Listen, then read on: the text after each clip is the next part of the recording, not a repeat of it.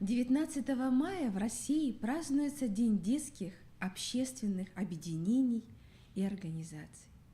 Сегодня детские организации руководствуются принципами единства слова и дела, дружбы и взаимовыручки, чести, заботы и милосердия.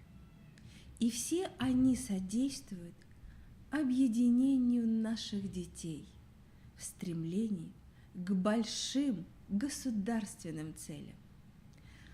Сегодня именно российское движение школьников объединяет миллионы неравнодушных, горячих сердец и наших школьников, и, конечно, педагогов.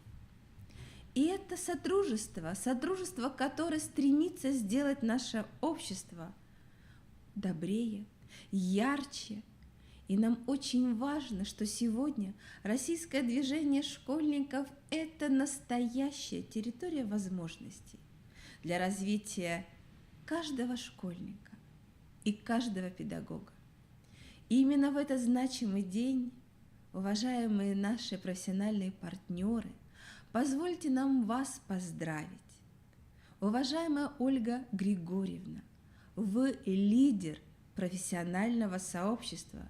Мы очень рады, что наш институт имеет возможность профессионально развиваться вместе с российским движением школьников.